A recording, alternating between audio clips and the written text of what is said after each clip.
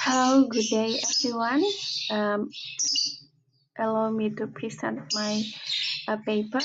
The title is AI Augmented Genomic Biomarker Identification for Precision Oncology. This paper was written by Nasaji Dijanto from IPOS Jakarta, Indonesia, and Sri Nur Hayati from IKIP Siliwangi, Cimahi, Indonesia. As for the introduction, um, this systematic review on AI augmented genomic biomarker identification for precision oncology, we know that over the past few years, artificial intelligence, particularly deep learning and multi-omics integrations, have significantly transformed biomarker discovery. However, while predictive performance has improved substantially, clinical translation remain limited. So our study examines not only model accuracy, but also validation rigor, reproducibility practices, and regulatory alignment. The central question guiding this work is whether current AI-driven genomic biomarker approaches are truly bridging the translational gap between computational innovation and real-world precision oncology implementation.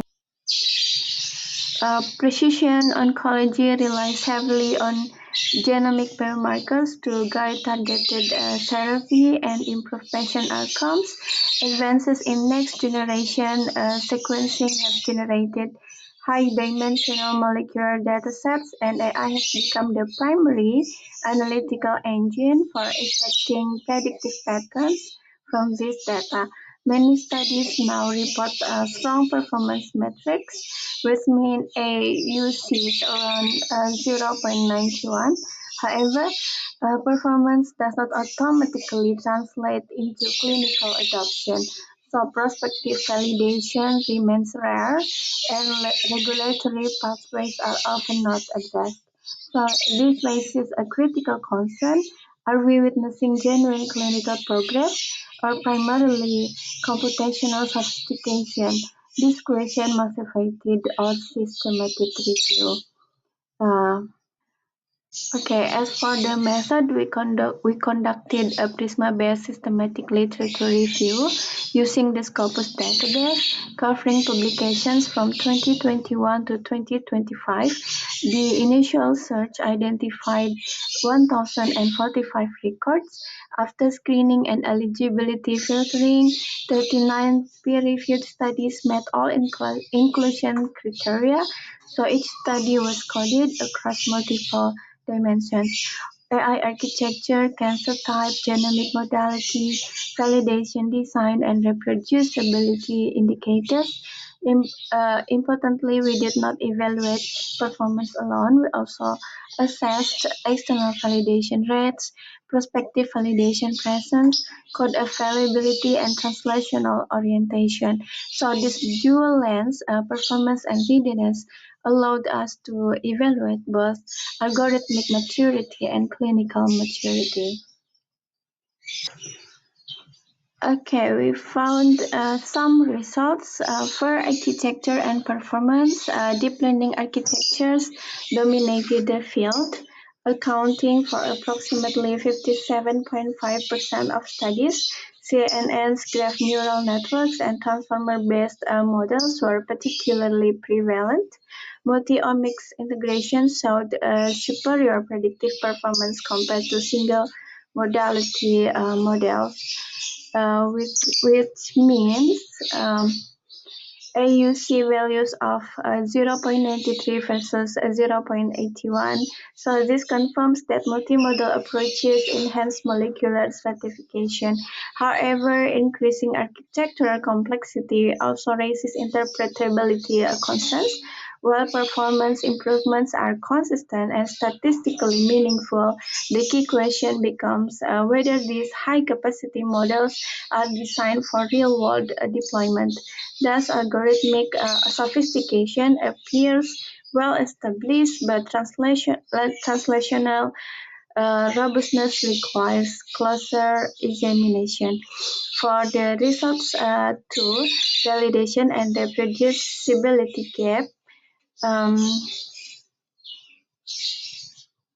okay, yes, validation and reproducibility gaps. Validation patterns reveal a critical imbalance. Approximately 80% of studies use internal cross-validation.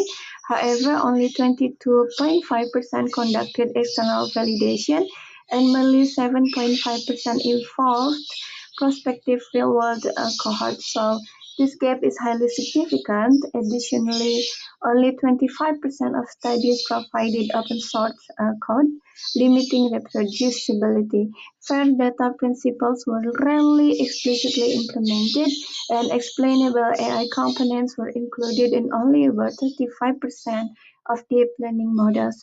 So these findings suggest that while predictive performance is strong, reproducibility, transparency, and regulatory readiness remain underdeveloped.